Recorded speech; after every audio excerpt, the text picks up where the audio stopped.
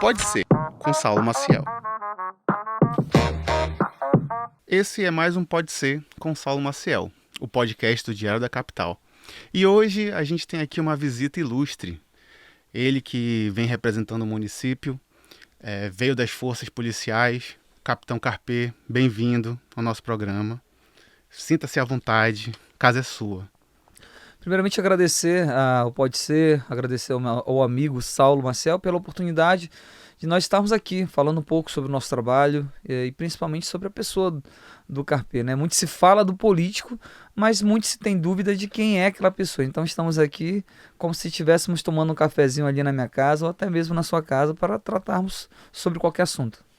Tocando nesse ponto inicial sobre a pessoa do Capitão Carpê, como é que você definiria o Capitão Carpê pelos olhos do Capitão Carpê?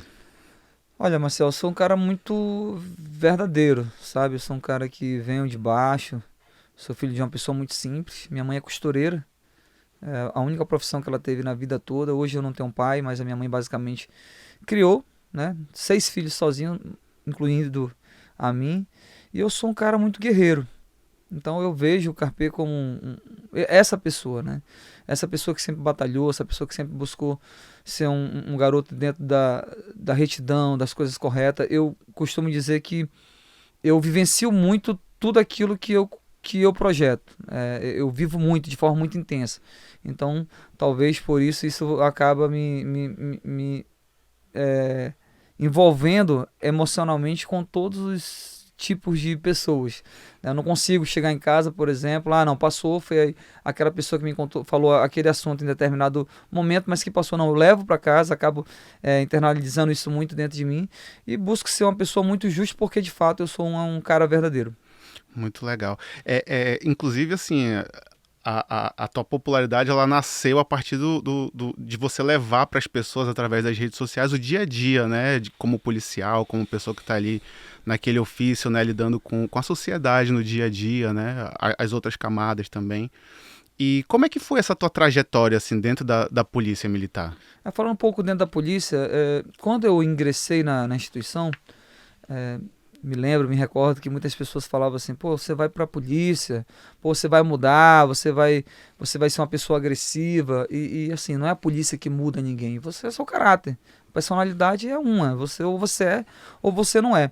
E quando eu ingressei na polícia, eu observava que a maioria das redes, portais de notícias, enfatizavam muito essa questão da parte negativa da polícia. Então, quando eu decidi ter essa rede social, eu decidi não necessariamente apenas mostrar o dia a dia de um policial militar, atuando, do policial militar, do agente de segurança pública, mas sobretudo o ser humano, o pai, o filho, né? Aquela pessoa que fora da farda, justamente para humanizar, né? Assim, para tentar desmistificar aquela imagem, né? Então eu posso dizer que eu sou um dos pioneiros aí com páginas policiais, todos aí vieram já depois da minha, e eu, inclusive, sofri uma resistência muito grande, até mesmo dentro da instituição. Imagina, aquilo que nós estávamos conversando, uma instituição aí quase bicentenária, a Polícia Militar tem 186 anos, uma instituição muito tradicional, então de repente você abrir as portas, mostrar o dia a dia, a realidade ali daquela instituição, de fato eu tive alguns entraves, sim, é muito natural, e consequentemente, com a minha ascensão, né, chegou um momento que, por exemplo, ninguém convidava o comandante-geral para uma entrevista, convidava o tenente Carpê, o capitão Carpê, então isso por vezes gerava assim, um certo, posso dizer, ciúme. Então enfrentei, sim, essa barreira, mas a gente conseguiu fazer com que a população de fato soubesse quem era a polícia. Hoje você chega o policial militar na rua, a criança quer abraçar, a senhora, né, o senhor, a população em geral tem hoje o policial militar de fato como uma imagem de uma pessoa que está ali para proteger, de uma pessoa que é correta. É óbvio que não na sua totalidade, mas 99% são de pessoas corretas, como qualquer outra empresa, como qualquer outro profissional. Existem os bons, existem os ruins. Então eu prometi para mim mesmo que eu sempre estaria postando e publicando e divulgando o trabalho positivo da Polícia Militar. Consequentemente, o meu trabalho, a minha rotina como cidadão. Isso fez com que as pessoas muitos jovens se identificassem com o meu trabalho e fizessem com que pessoas quisessem também entrar na instituição, ou seja, queriam fazer aquilo que nós fazíamos. Inspirou, né? Inspirou. Então, eu, né, por ser de uma família muito simples, como eu havia falado, eu venho de família muito pobre, ao ponto de, por vezes, não ter o que comer, não ter condições de pagar um cursinho preparatório, por exemplo, ter que trabalhar com 14, 15 anos. Eu já estava no distrito industrial aqui na cidade de Manaus com a carteira assinada, então eu não tive tantas oportunidades e eu precisei criar a minha oportunidade. Então, aquelas pessoas que viam ali o oficial de polícia ou policial militar carper, elas por vezes não imaginavam o que eu tinha passado para chegar até ali. Ou seja, eu não tinha nascido capitão da polícia, eu tinha uma história. E essa história que eu tinha, eu fazia como eu trazia como motivação para outros jovens. Então, quando eu ia numa escola, quando eu ia num evento onde a polícia militar era atendida, quando eu estava ali dentro da comunidade, dentro da periferia, porque a gente precisa deixar aqui uma ressalva, que a polícia militar, na sua grande maioria, 80 a 90% das ocorrências, elas não são atendidas dentro de áreas nobres, não são atendidas ocorrências dentro de conjuntos ou enfim, condomínios fechados. É no bairro, é lá dentro, no beco, na viela, de pessoas simples. Então eu fazia com que aqueles jovens que por vezes olhava para o futuro e via sua realidade e não conseguia ter uma projeção futura, eu fazia com que aqueles jovens acreditassem em si mesmo. Ou seja, se eu, mesmo vindo de família humilde, tinha conseguido chegar ali, eles também iriam conseguir. E é isso que eu faço diariamente. Eu motivo pessoas, eu influencio pessoas a acreditarem em si próprio. E essa motivação, ela é tão importante, Saulo, que mesmo diante de todas as dificuldades que eu passei, trabalhando no distrito, sendo motoboy na cidade de Manaus, vindo de família muito carente, e ainda assim, passando em 2 concursos públicos, passei para soldado da Polícia Militar, ingressei como soldado, isso aí é um grande feito para mim, porque eu trabalhei na base, na primeira graduação da instituição, ainda assim eu não desisti, continuei estudando, passei para oficial, durante 2 anos fiz o curso, fui formado pela OEA em Ciências Militares e Segurança Pública, e mesmo assim, sendo capitão da polícia, tendo uma trajetória de vitória pela frente, chegaria muito provavelmente ao posto de coronel, fechando com chave de ouro a minha profissão, eu ainda assim não desisti e ingressei na política e hoje sou vereador da cidade de Manaus. Ou seja, a importância de você não se limitar, a importância de você olhar para o futuro e dizer, eu posso, eu consigo e só Deus e eu, né, eu mesmo consigo me parar. Então eu sou uma pessoa imparável. Eu acho que o que me influencia hoje e me motivam bastante é, óbvio, Deus acima de todas as coisas e a minha família. Acreditar que se eu consigo cuidar da minha mãe, se eu consigo cuidar da minha família, se eu consigo cuidar das pessoas que eu amo, eu consequentemente vou conseguir cuidar da população como um todo. Legal, bacana. E assim, nessa trajetória, né, a gente viu que você passou por uma batalha, né, tanto social ali como econômica, né, você veio de uma família humilde, né, você trabalhou no distrito, você foi motoboy, você conseguiu chegar até a polícia militar, é realmente uma vida de muita batalha, né, a gente sabe que no dia a dia, a gente que está ali lidando com as dificuldades, a gente sabe quanto custa, né, a gente tá ali. E dentro dessa trajetória, o que te levou a querer entrar para a política? Como é que surgiu essa vontade, esse ânimo, né, de participar desse núcleo político e hoje está aí na CMM desenvolvendo aí o teu trabalho? Eu acho que a minha vida, como um todo, onde eu nasci, eu nasci, por exemplo, eu nasci na cidade de Erinepé, um município pequeno aqui do estado do Amazonas. Minha mãe nasceu no Seringal, numa área rural da cidade de Erinepé, e a nossa vida sempre foi muito difícil. Falta de políticas públicas dentro da saúde, da educação, infraestrutura precária, uma segurança pública que por vezes a gente não se sentia seguro dentro das nossas casas, dentro dos nossos bairros. O esporte, a cultura dentro dos bairros, infelizmente, eu acredito que eu não estou falando aqui grego e não estou falando aqui nada que seja real a qualquer pessoa. Estou falando da sua realidade. A realidade que vocês vivem, que você viveu, Saulo, foi a realidade que eu vivi. Então ninguém precisava dizer para mim qual eram as dificuldades. Eu tive que trabalhar, por exemplo, com 14 anos porque eu não tive oportunidade. Eu tive, por exemplo, que ser roubado no deslocamento da minha casa para uma escola porque eu não tinha ali, por exemplo, uma segurança pública adequada. Por vezes, eu tinha que acordar de madrugada para ir em uma UBS ou ir em uma policlínica juntamente com a minha mãe e minhas irmãs e ter que madrugar para pegar uma ficha e chegava ali 6, 7 horas da manhã e não tinha ficha porque já tinha acabado. Então, assim, toda essa realidade, aliado ainda a minha formação acadêmica, que dentro de um país você tem segurança pública, você tem educação, saúde, cultura, enfim. Eu domino a área. Eu sou especialista em segurança pública. Então, veja bem, eu não sou qualquer Zé Mané que estou aqui e entrei na política. Não, É verdade. eu sou um cara que tem uma formação acadêmica.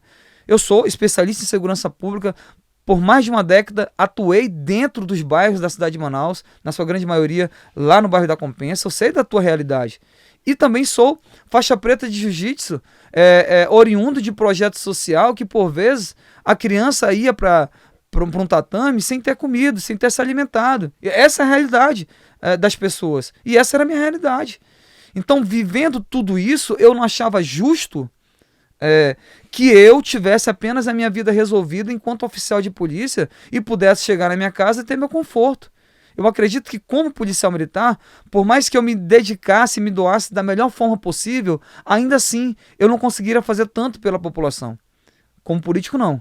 Além de ter como atuar e melhorar a segurança pública de uma cidade, por exemplo, aqui na cidade de Manaus, nós conseguimos mudar a realidade da Guarda Municipal. E digo aqui e destaco a minha atuação porque eu sou policial militar e atuo de forma muito firme dentro da Câmara Municipal. Eu ainda tenho a oportunidade de trabalhar sobre educação, como a gente vive nas escolas, nas creches, denunciando a merenda escolar. Lá na UBS, saúde, quando aquele local não tem um médico, por exemplo, como a denúncia que nós fizemos lá na maternidade Moura Tapajós, onde nós fizemos uma fiscalização quase meia-noite por falta de médico. E através da nossa fiscalização, da nossa denúncia, coisas boas estão sendo transformadas. Além de tudo isso, ou seja, eu consigo trabalhar como um todo.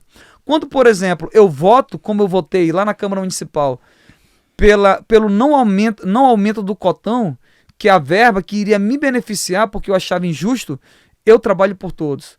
Quando eu voto, por exemplo, no aumento da taxa de iluminação pública, que eu voto contrário, eu não estou votando apenas para mim, eu estou votando por toda a população. O projeto pode ser aprovado porque, por vezes, o prefeito, o executivo, ele tem a grande bancada de situação. Mas a minha voz, o meu posicionamento dentro da Câmara Municipal não será diferente nenhuma do posicionamento que eu tinha, do comportamento que eu tinha como policial militar. Ou seja, não fazia sentido nenhum, ou não faria sentido algum eu dentro de um bairro ser carrasco, ser pulso firme com vagabundo, com criminosos que estavam ali traficando, roubando e chegasse no parlamento e fosse um gatinho, fosse um vereador que estava ali baixando as calças por executivo, ou seja, sendo pau-mandado do prefeito. Então isso aí você jamais vai ver da minha parte. Hoje o meu posicionamento como vereador é simplesmente baseado em tudo aquilo que eu aprendi. Como eu digo, a população ela carece de políticos sérios e de políticos que de fato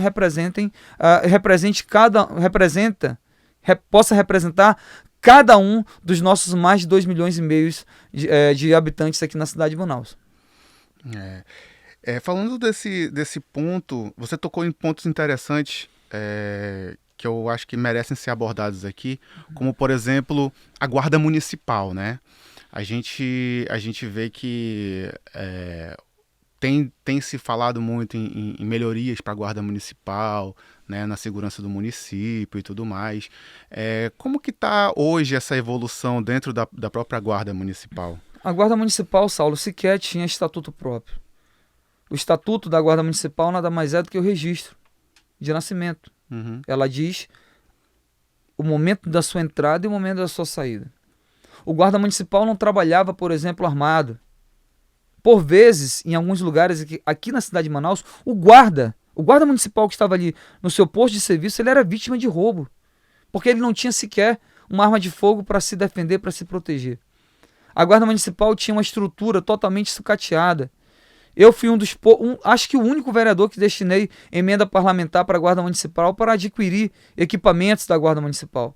Agora, veja bem, melhorar a Guarda Municipal, e aqui eu deixo isso como observação, não é só comprando arma de fogo, não é só criando estatuto, não é só comprando armamento, equipamentos, uma estrutura. Isso é o básico.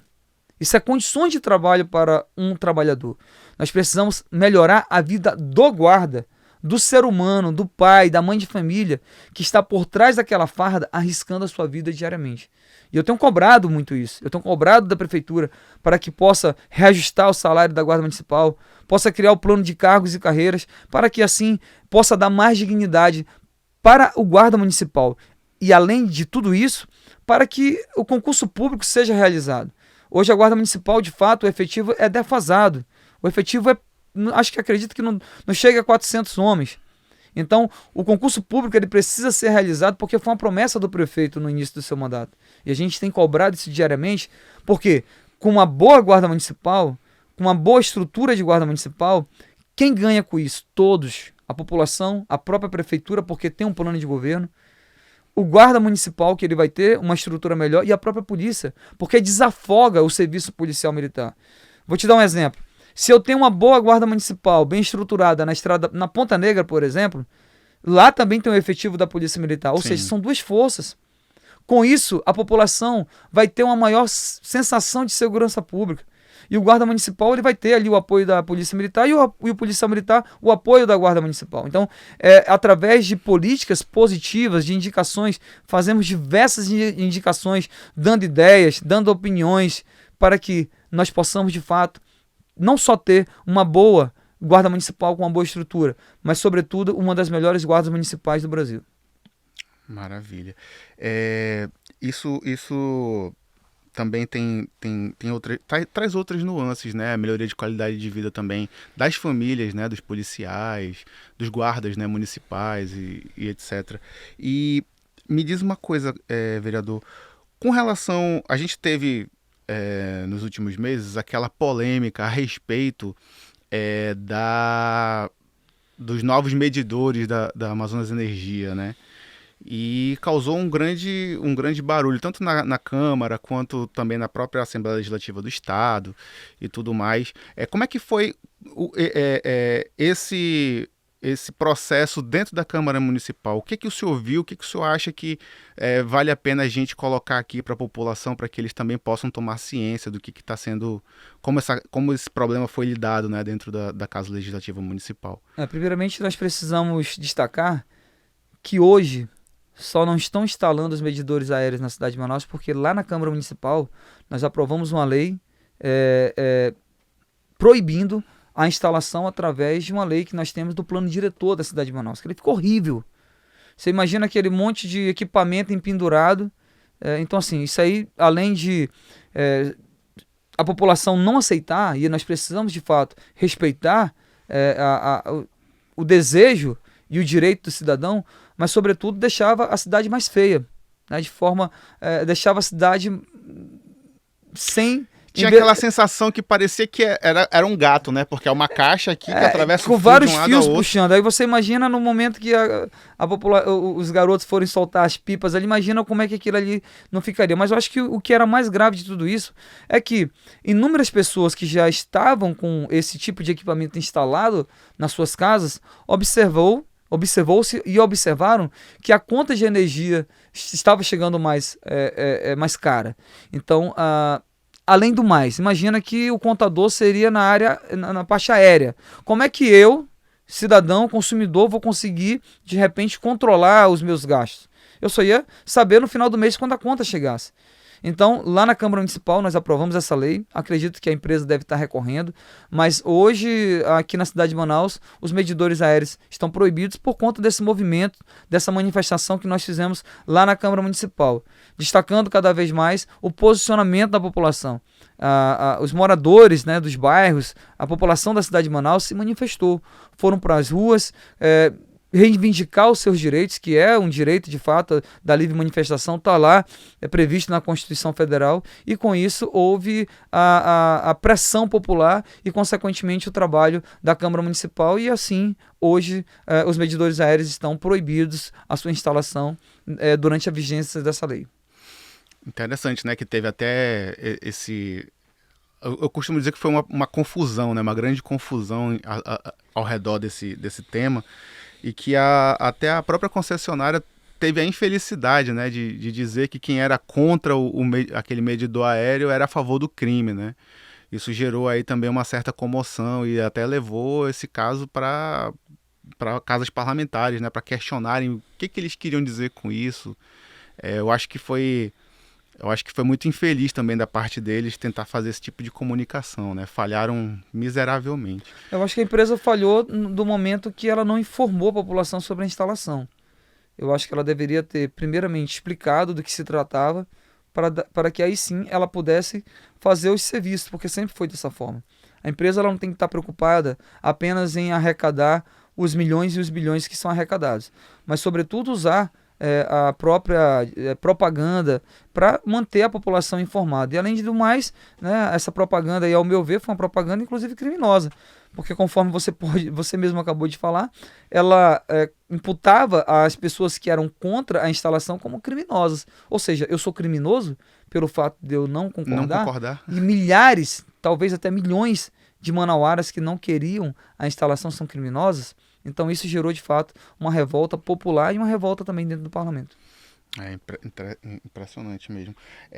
Vereador, a gente tem uma situação hoje no município de Manaus, que é aquela situação do Asfalta Manaus, né? O programa de asfaltamento e tal, de recuperação de ruas e tudo mais.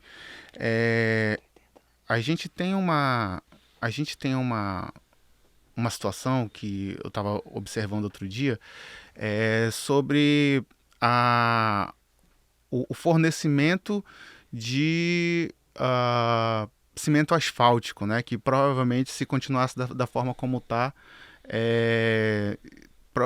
faltaria asfalto, né, para o programa. Vocês têm monitorado isso? Como é que está isso hoje? Na verdade, Saulo, nós temos hoje 41 vereadores da cidade de Manaus. Uhum. Na sua grande maioria são vereadores de base, ou seja, vereadores que defendem as ações da prefeitura. E isso tem causado, inclusive, um grande entrave para nós de oposição, porque alguns requerimentos, aliás, todos os requerimentos, eles precisam passar pelo parlamento e, consequentemente, em votação. Então, por exemplo, quando eu entro com requerimento pedindo informação sobre determinada situação que a população está me cobrando, se esse requerimento for derrubado, e normalmente por quê? Eles derrubam para que o prefeito não seja exposto. Consequentemente, se nós obtermos essa informação, a gente vai usar isso a favor da população, que é o que a população quer. Então, eu acabo não tendo algumas informações justamente porque esses requerimentos são derrubados. Agora, a gente precisa deixar bem claro que a prefeitura tinha aí um valor milionário do Asfalta Manaus, e ela prometeu asfaltar 10 mil ruas. Essa foi a promessa da prefeitura. Só que quando nós andamos pelas ruas, o que você observa? Que as principais ruas da cidade de Manaus, principalmente aquelas ruas em áreas nobres, estão realmente asfaltadas. E está tudo mil maravilha. Mas eu desafio você, Saulo, ir lá no bairro, lá dentro do Nova Cidade, por exemplo, como eu fui esses dias, como eu estou indo, inclusive, na Zona Norte, na Zona Leste, você vai ver a população revoltada. E o que é mais grave, a prefeitura ela lançou um site chamado Asfaltômetro, onde ela informa, através do princípio da publicidade e da transparência, as ruas que já foram contempladas com o programa Asfalta Manaus. E pasmem, já flagramos várias ruas que consta como asfaltada no site, e você vai lá na rua, não tem asfalto.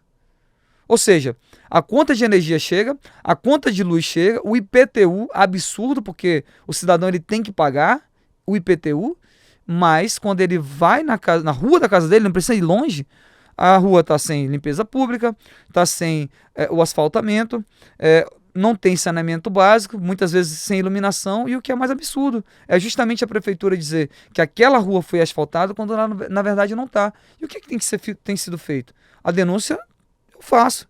Eu subo na Câmara Municipal, eu subo na tribuna, a gente faz a denúncia. Por exemplo, Agora, no dia 18, nos bairros do Jorge Teixeira, na quinta-feira, nós fiscalizamos e nós conseguimos flagrar uma rua mais uma das ruas, que não tem o asfaltamento e está lá, cadastrada como asfaltada.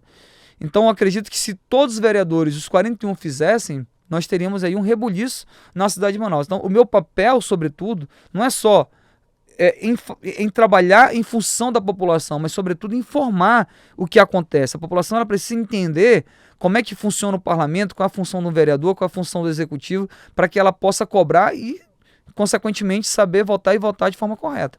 Vereador, a gente tem hoje, mesmo a gente sabe que tem todos esses problemas, tem toda essa situação, né? O município tem inúmeras dificuldades que são enfrentadas aí diuturnamente, tanto pela população quanto pelos parlamentares, né? E a própria prefeitura, mas hoje a gente tá aí, a gente já passou o quê? Já passamos da metade do mandato? Sim. Já, Não, né? Já, né? Já passamos Já. da metade do mandato. Ano que vem Reeleição. tem eleição, vai vir para reeleição? Com certeza. Mas aí a gente tem uma situação, né? Hoje a gente tem um cenário político em que vários atores eles vêm tentando se moldar como opções, né? Não só nas eleições para a Câmara Municipal, mas também para os cargos majoritários.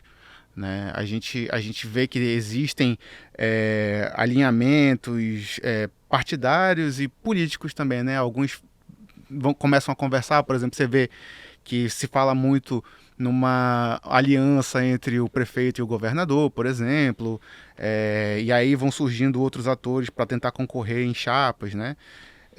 Mas se hoje a gente tem uma situação que as pessoas não é algo certo, né? Porque eu não dou nada como certo até o momento em que eu estiver lá na frente da urna escolhendo os números que eu vou votar, por exemplo. Mas como é que o senhor enxerga assim hoje, por exemplo, a gente tem pessoas falam em novas opções, por exemplo, o Capitão Alberto Neto, o Amon Mandel, né? Como é que o senhor enxerga hoje, como que isso impactaria, por exemplo, para a eleição de um parlamentar? O senhor acha que hoje, por exemplo, o senhor teria uma boa relação, por exemplo, com o Capitão Alberto Neto, que seria outro PM, né? Como é que seria isso hoje? Na verdade, eu deixo bem claro, Saulo, que eu não sou inimigo nem do prefeito. Eu só faço meu trabalho. O meu trabalho é cobrar, é fiscalizar. Se eu encontrar hoje o prefeito ou qualquer secretário em qualquer lugar, eu vou cumprimentar, como eu sempre faço, por ser uma pessoa educada, e ele, né, retribui, não tem problema algum.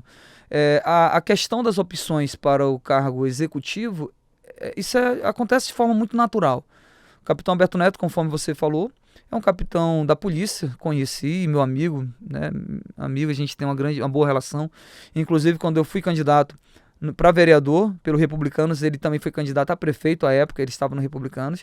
E hoje o Alberto Neto, ele está no segundo mandato dele. A gente não tem como esconder e não tem como não dizer que ele já é um deputado carimbado, já tem essa experiência que ele adquiriu durante... Conseguiu se consolidar, né? Conseguiu se consolidar. Daqui a um ano ele já vai estar na metade do segundo mandato dele, e com certeza é uma grande opção aí para o público da direita, aquelas pessoas que têm esse viés ideológico da direita. Eu também sou de direita, defendo essa bandeira, esses viés ideológicos, mas eu acredito que muitas coisas acontecerão. Nós sabemos que o atual prefeito, pelo fato de ter uma grande estrutura, né, ser o atual prefeito, possivelmente terá aí o apoio do governador, já que ele apoiou, né, a reeleição do governador. Então, assim, muitas coisas podem acontecer. Eu estou falando como eleitor, como uma pessoa que estou aqui de fora olhando o cenário. Mas a minha única preocupação para 2024 é com a minha reeleição. Disso eu tenho certeza absoluta que a nossa campanha, se Deus quiser, vai dar tudo certo e que o melhor para Manaus seja escolhido, né, tanto para a vereança como para o cargo de executivo. E a população, nos seus mais de 2,5 milhões aí, eu acredito mais de 1,5 milhão de eleitores, decidirão aí os próximos passos dos próximos anos na cidade de Manaus. E tomando esse espaço, assim, o senhor falou, nos conhecemos já da força e tudo mais, temos aí a a mesma opinião ideológica, né? Mas se, assim, eu estou trabalhando aqui, é completamente conjectura e vozes da minha cabeça, tá? Uhum. Mas tá, tudo bem. Então, por exemplo, se hoje o Alberto Neto falasse, vou sair prefeito, vou sair candidato a prefeito. O senhor, por exemplo, por esse alinhamento mais à direita com ele e tudo mais, o senhor, por exemplo, trocaria de partido? Olha, eu tô hoje faço parte do Partido Republicanos, tô bem lá, tive uma boa, é, um excelente apoio do nosso presidente, que é o deputado Silas. Tem uma grande abertura dentro do partido, mas eu deixo bem claro aqui que eu sou responsável pelas minhas próprias decisões. Eu que decido com quem eu vou ou deixo de caminhar. A minha questão partidária vai depender do que vai acontecer em 2024. Agora, óbvio, né? Tem uma boa relação com o capitão Alberto Neto, é meu amigo, a gente conversa. Recentemente eu fui em Brasília, me recebeu muito bem lá, nós fomos no Congresso Nacional. E hoje o Alberto Neto ele faz parte do PL, que é o partido do Bolsonaro, que é da grande bancada da direita, está no PL, mas a nossa relação se restringe realmente à amizade. Como eu falei, em 2020 eu apoiei o mesmo para prefeito e veremos o que vai acontecer em 2024. Se tivermos no mesmo partido, quem sabe? Legal, bacana. Eu tava. A gente está falando aqui de novo dessa parte de relacionamento e tocando sobre a questão de força policial e forças de segurança e tudo mais. Eu percebi, eu deixei passar batido, mas eu vou voltar um pouquinho sobre aquela questão da guarda municipal, né? A gente veio trabalhando ali a gente viu que o senhor veio trabalhando aquela parte da valorização, né, do trabalho do guarda municipal e tudo mais. Mas como é que hoje a gente enxerga a guarda municipal? Hoje a gente tem um movimento para armar a guarda municipal como, por exemplo, uma polícia militar? Na verdade, a Guarda Municipal de Manaus ela já está armada. Já existe uma lei federal e essa lei federal nós trouxemos aqui para a questão municipal também, falando aqui de grosso modo. E a Guarda Municipal hoje já tem a previsão legal para ela atuar, não só trabalhar armado, como ter o porte de arma de fogo. Então, Hoje ela já tem arma de fogo? hoje a Guarda Municipal já possui arma de fogo. Agora sim, deixando bem claro que, como não tinha como treinar toda a tropa da Guarda Municipal, então eles fizeram por etapas. Primeiro, eles realizaram a instrução de uma certa parte da Guarda Municipal. Vai fazendo de forma modular, né? Exatamente, né? Porque às vezes a gente precisa entender que nem todos os guardas, tem guarda municipal que já está ali há 20 anos. De repente ele pode não se adaptar. Então, quando ele entrou na Guarda Municipal, na época do concurso dele, não tinha a previsão legal para ele trabalhar armado. Então, às vezes, ele opta em não trabalhar armado. E é isso que eu defendo. Eu defendo, inclusive, Saulo, que o guarda municipal que possuir o curso de instrução de arma de fogo, que ele seja tratado também de forma diferente, que ele tenha uma gratificação. Porque com as maiores responsabilidades, ele também tem que ter algo positivo. E algo positivo a gente fala de um recurso financeiro, uma gratificação para o guarda municipal que trabalha com arma de fogo, que consequentemente ele vai se expor muito mais e a vida dele vai estar muito mais em risco como qualquer outro. É verdade. E agora, para a gente diversificar um pouquinho mais o nosso papo, como o senhor falou no início, né, chegar ao parlamento lhe possibilitou falar sobre os mais diversos assuntos e defender as mais diversas classes, né? A gente viu aí o pessoal das forças de segurança, a comunidade e a população em relação ao asfalto, né, a medidores de energia e tudo mais. E tem um assunto que a gente vai entrar agora também, que é um assunto interessante, que eu gosto bastante, que é a educação, né? A gente sabe que o senhor chegou a propor há um tempo atrás a audiência pública para os mediadores das escolas. Como é que foi isso? Na verdade, teve um grande embate na Câmara Municipal, né? Porque quando um outro vereador ele apresentou esse requerimento para a realização de uma audiência pública, a base do prefeito derrubou. Não sei por qual motivo, acho que foi ali um lapso temporal ali, enfim. votaram contra e nós fizemos um grande barulho, né? Os vereadores que votaram a favor, fizemos uma grande movimentação, manifestação e os pais das crianças, os pais, as mães, as famílias, acabaram se sentindo muito ofendidos com essa decisão. Porque, se nós que somos vereadores estamos ali para votar favorável a projetos favoráveis à população, por que votar contra? Por que tentar calar os pais? Por que tentar calar as mães? E até mesmo essas crianças que sofrem diariamente pela falta de um mediador dentro da sala de aula.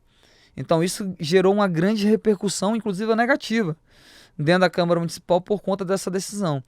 E após apresentar novamente esse requerimento, houve sim a realização. E a Prefeitura, através da Secretaria de Educação, inclusive, ela já inclusive anunciou que está contratando aí, salvo me engano, 700 mediadores, né?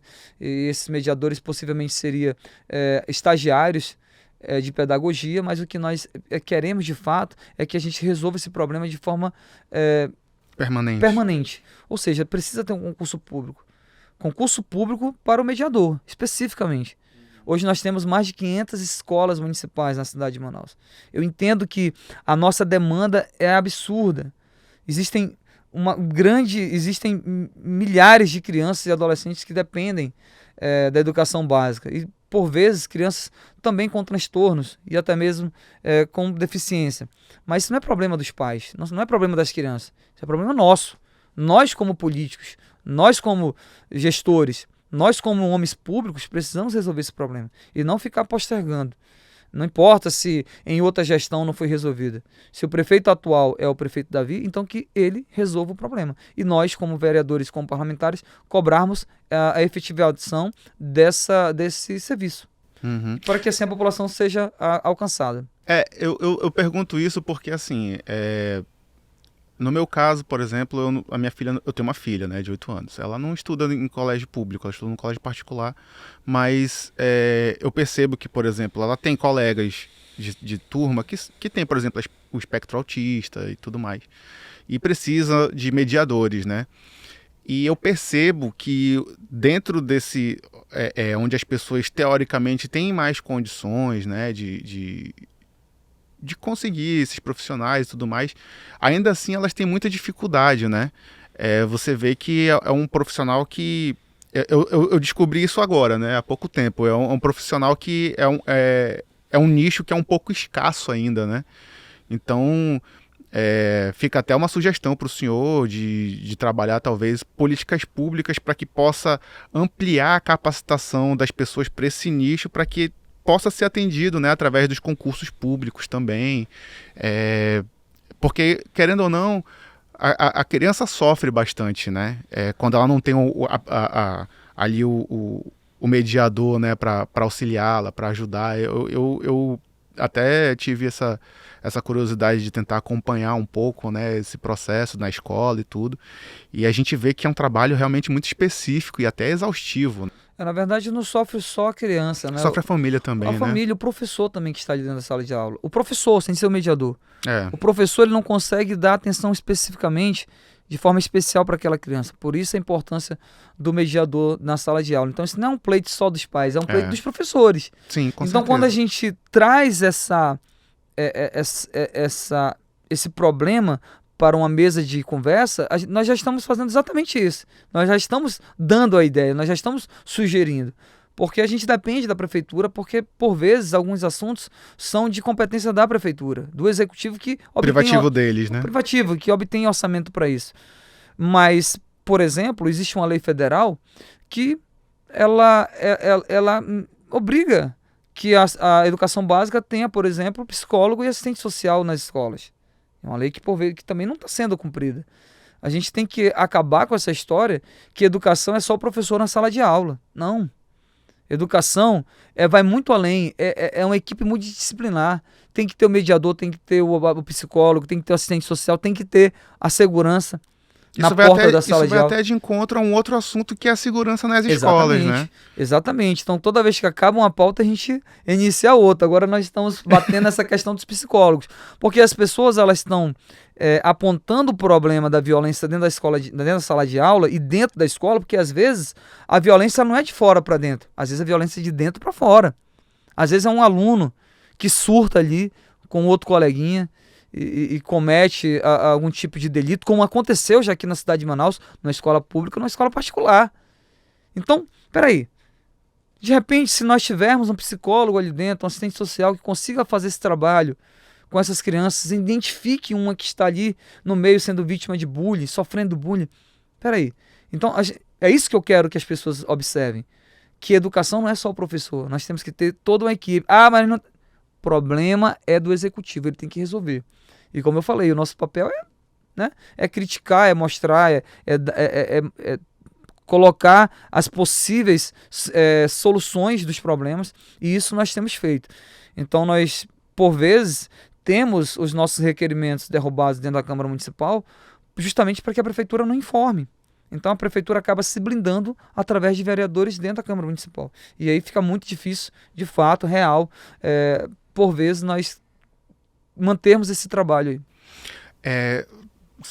Falando ainda sobre essa situação de segurança nas escolas, como é que o senhor enxerga isso? Por exemplo, a gente sabe que existe a situação do bullying, né? A gente sabe que também existem outras situações, por exemplo, os filhos que usam a internet de forma não supervisionada, né? Por exemplo, acho que foi no estado de São Paulo que teve aquela situação lá em que o garoto tentou matar os colegas e tudo mais, e aí foi detectado que ele tinha acesso à Deep Web, e lá dentro existem fóruns, né, que motivam essas coisas, e teve até a situação do 20 de abril, que ia ter um ataque em 20 de abril, não sei o que era inspirado naquele ataque que houve na escola de Columbine, nos Estados Unidos, mas não só pelo lado da segurança em si, né, de você ter ali a revista na escola e tudo mais, porque existe esse impacto, né, de você ser revistado na escola, porque as pessoas olham para a escola e veem a escola como um lugar de acolhimento, né? Não seria normal, né? É uma coisa fora do comum, né? Então, assim, o senhor não acha que hoje também deveria aumentar um pouco mais também a responsabilização dos pais nessa situação? Com certeza. Os pais, eles não podem também transferir essa responsabilidade para a escola ou para o Estado. Porque eles têm muito aquela visão, né? Ainda que de forma inconsciente, joguei o menino na escola... vai mudar, vai resolver. Vai resolver. Enfim, é uma situação muito complexa que, como eu falei, é um conjunto de pessoas que contribuem para a educação de uma criança. A formação do caráter, formação de uma criança. Como você mesmo falou, você deu opções que não é na sala de aula que acontece isso. Por vezes é dentro de casa, a criança que está ali com o celular na mão, com um joguinho, um joguinho online. Situações de violência doméstica. Exatamente. Né? Então, eles tomam esse tipo de decisões. Então, assim, a mente maligna, que eu falo a mente maligna do ser humano, ela diariamente ela vai criando outros mecanismos.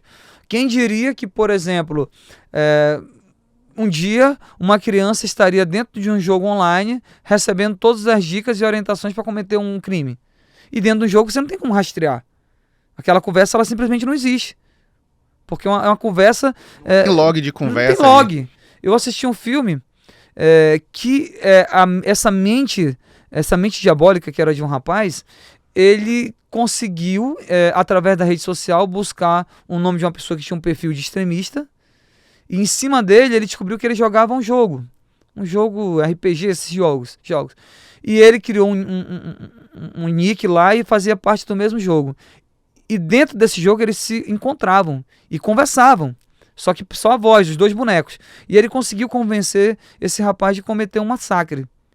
Isso nada mais é do que a realidade, acontece diariamente.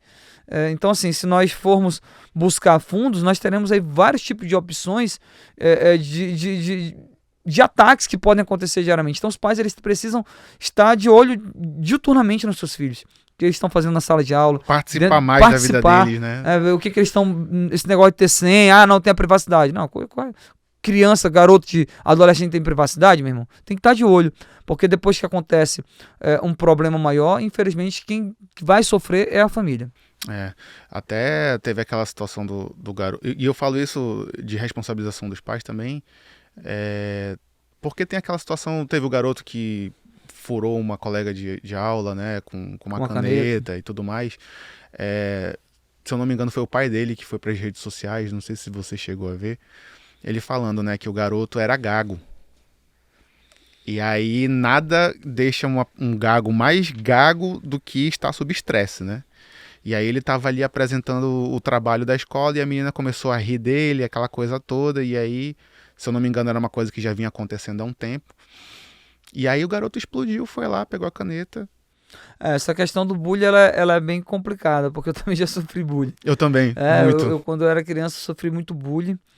E para mim, era algo muito complicado, porque minha mãe ela é separada do meu pai desde sempre, desde quando eu era pequeno. Então eu ia chegar e ia falar para quem? Então eu internalizava. A gente não tem aquela figura que a gente pode trocar uma figurinha, exatamente, né? Papai vai lá, né? Enfim. Então, imagina uma criança, né? Tá ali todo tempo sendo vítima de bullying. Então, assim, é isso que nós precisamos trabalhar. Esse tipo de campanha de conscientização. Porque é difícil conscientizar uma criança. Criança, para ela, tudo é brincadeira. Né? Ela só tá tirando onda, ela tá brincando ali na cabeça dela, só que ela não sabe o mal que isso vai causar. E aí, mais uma vez, eu chamo a atenção dos pais, de conversar com seus filhos. E a importância, por exemplo, de você ter na escola um assistente social e um psicólogo. Porque esses dois profissionais, sendo um ou outro, eles podem fazer uma campanha de conscientização dentro da sala de aula. E também trazer os pais, né? Exatamente. Porque você vê, por exemplo, nesse caso específico, se tivesse acontecido que Deus o livre com a minha filha, eu ia estar enlouquecido. Imagina a situação, né? Mas do outro lado também tem um pai, também tem uma família. Tem uma dor. Tem uma dor também ali, porque meu filho acabou fazendo isso, ele perdeu o controle, não foi isso que eu ensinei pro meu filho. Imagina você saber que seu filho está sendo chacota dentro de uma escola. Exatamente. E tem aquela situação também, por exemplo, que até é uma coisa que esse pai falou, né? Ele falou assim, olha, recolher o garoto, ele foi para uma instituição. Exatamente. Né? E aí ele falou assim, só que o meu filho tá lá, sei lá, 3, 4 dias, e ele tá só de cueca. Deixaram o menino só de cueca, né? Para todos os efeitos, apesar, não importa se ele tem 14 ou 15 anos, eu vou enxergar como uma criança. Isso aí pode até piorar, inclusive, a recuperação. Como é que ele vai voltar exatamente. de lá, né? Ele vai voltar mais irritado ainda, ou seja, é a responsabilização dos pais, é como as instituições vão receber esses menores, né? Para que eles não voltem, como você mesmo está falando, né? Voltem ainda mais irritados, ainda mais... Né? Exatamente. O problema é que são situações que fogem da normalidade. É um fato completamente novo, sim, né? Não é... Mas assim, você vê que o crime, ele vai avançando. Eu não estou dizendo que o garoto é criminoso, que ele é um bandido. Ele cometeu um ato infracional. Ok, naquele momento de estresse, nesse caso específico. Mas, ora, isso aí não é algo normal que aconteça. Né? De repente as instituições, ou até mesmo a própria delegacia não esteja preparada para aquele tipo de ocorrência, porque não é algo normal. Então nós temos como evitar isso. É por isso que a gente bate tanto nessa tecla de ter os profissionais, tanto de assistente social como de psicólogo, ter o mediador na sala de aula, ter o segurança armado, dependendo da situação, nas escolas, porque nem sempre a violência ela vem de fora para dentro. Às vezes a violência ela vem de dentro para fora, como aconteceu isso aí. O bullying, né? Aquela situação de não perseguição. foi que talvez não tenha sido a primeira vez que isso tenha acontecido. Pô, será que ninguém já não tinha observado que ele estava sofrendo esse bullying dentro da sala de aula? Por que não intermediaram? Por que não conversaram com as crianças? Por que não tomaram algum tipo de atitude? Ou seja, infelizmente esperaram o pior acontecer. Hoje o garoto, consequentemente, deve estar respondendo um procedimento, porque ele vai responder, independente de ser um ato infracional, e isso pode gerar um problema pro resto da vida dele. Que além de ter sofrido bullying, ele também vai passar por esse problema na justiça. Mas, claro, nós também não podemos tentar e tem a situação psicológica, normalizar, né? A questão da violência. Não. Né? É inaceitável, não pode acontecer. Mas eu acho que os pais eles precisam estar sempre atentos diariamente nisso. Eu sei que é difícil. Às vezes você tá ali, o filho faz alguma coisa dentro da tua casa. Criança e cega nem a gente conta- às vezes. já era, aconteceu. Pô, como é que fez isso? Eu não sabia. Porque você tem 2 filhos, você queria da mesma forma. O pai não queria o filho pra ser bandido, não queria o filho pra fazer coisas Não. erradas. Cria o filho pra ser Pra feliz, ser feliz, pra ser uma pessoa vitoriosa. Exatamente. Mas acontece. É. Então, você só não pode dar brecha, tem que acompanhar para ver o que a criança está entrando na internet, o que ela está fazendo, com quem que ela está falando, se de repente não tem alguém ali instruindo ela, porque depois que acontece, já era. É verdade. E, vereador, a gente está chegando numa parte aqui do nosso bate-papo, que é uma parte que eu gosto bastante. Hoje, vereador Capitão Carpê, a gente está na iminência aí de uma nova eleição, um trabalho de reeleição, né, para dar continuidade nos trabalhos que o senhor vem desenvolvendo aí ao longo do seu mandato. Como o senhor falou, né, acaba uma pauta, começa outra e vai trabalhando e vai fazendo as coisas acontecerem. Hoje, qual é a mensagem que o senhor gostaria de deixar para a posteridade? Mas a mensagem com relação Ao senhor em relação ao seu trabalho, em relação ao que o senhor pensa para o futuro, o que o senhor quer que aconteça lá na frente? Olha, Saulo, eu sendo muito sincero com você, eu não penso assim, vou fazer isso aqui porque eu quero ser reeleito. Uhum. Eu faço a minha parte. A mensagem para a posteridade, ela é uma mensagem completamente freestyle. Certo. Então, assim, o meu papel aqui, acho que acima de tudo, é tentar orientar as pessoas sobre tudo. Sobre a vida, sobre o parlamento, sobre a função de um vereador, sobre o que você quer para sua vida, sobre as decisões que você toma, que pode refletir e influenciar tanto positivamente ou negativamente na tua vida. Eu saio todos os dias da minha casa, eu trabalho todo dia, minha equipe, ela de fato, eu canso todo mundo, mas eu sou o comandante, eu sou o líder, e eu tento mostrar para essas pessoas que nós somos pagos com o dinheiro da população justamente para fazer isso. Eu não tenho vergonha nenhuma de nenhuma das minhas atitudes e as minhas ações. Hoje eu sou o vereador mais produtivo na Câmara Municipal, e eu posso dizer para você que hoje eu tenho mais de 20% sozinho de toda a produtividade da Câmara Municipal. Eu sozinho, com o celular na mão e o meu carro pessoal. Sou o vereador que votei contra o aumento de uma verba que iria me beneficiar e sou um dos que menos uso essa verba. Só no ano passado nós economizamos mais de R$200 mil da verba que eu poderia usar e que não era crime algum, porque é para estrutura para eu trabalhar. Eu sou o vereador que devolvi o kit selfie, que era uma equipe de um material, um kit de fotografia, porque, segundo a denúncia, era um valor acima do mercado. E eu uso o celular. Eu sou o vereador que eu me preocupo muito com as pessoas, porque eu vivo diariamente tudo isso. Eu busco ser o mais justo possível. E o que a gente espera da população é que, de fato, nós estejamos em um reality show, onde eu sou um dos participantes e a população está ali, do outro lado, assistindo tudo. Não só sobre mim, mas sobre todos que estão ali e sobre todos que querem entrar. Eu acredito que com a minha ida para a Câmara Municipal, eu ouso dizer que a Câmara Municipal e a cidade de Manaus ganhou muito, porque nada compra a minha consciência tranquila, nada compra o fato de eu subir na tribuna e falar o que eu penso, o que eu acredito ser o correto, nada compra os votos que eu tenho dentro da Câmara Municipal, porque eu pauto todos eles, Saulo, em uma pessoa, na minha mãe. A minha mãe, ela abriu mão de toda a vida para criar 6 filhos. A minha mãe é uma pessoa muito simples. Ela não teve estudo, mas ela é uma pessoa que me permitiu ter a melhor formação possível de um homem, de caráter. Então, todas as minhas decisões eu tenho como bússola moral minha mãe. Ela é minha bússola moral. Então, que eu nunca envergonhe a minha família, que eu nunca envergonhe as pessoas que trabalham comigo, as pessoas que acreditam em mim. E eu trabalho com a verdade. E hoje eu desafio aqui você que está aí do outro lado a trazer isso aqui negativo meu enquanto político, enquanto policial militar. Eu tenho certeza que você jamais vai encontrar, porque eu sou uma pessoa verdadeira. E eu acho que quando você tem a verdade, Saulo, você tem tudo. E Da mesma forma que eu vim aqui conversar com você, sem papel nenhum na mão, nem sabendo que você iria perguntar, hoje eu consigo conversar com qualquer pessoa. Porque eu sou um cara verdadeiro, eu sou um cara real. E eu tenho certeza que nós estaremos lutando para que nós tenhamos um dia uma cidade melhor para todos nós vivermos e muito mais segura. Que Deus abençoe vocês. E obrigado, Saulo, pela oportunidade de estar aqui falando no Pode Ser. E espero que nós tenhamos outras oportunidades para a gente bater um papo aí. Com certeza. Eu que agradeço a sua disponibilidade, o seu tempo. A gente sabe que é muito corrido, né? Vocês têm muitas atividades durante o dia.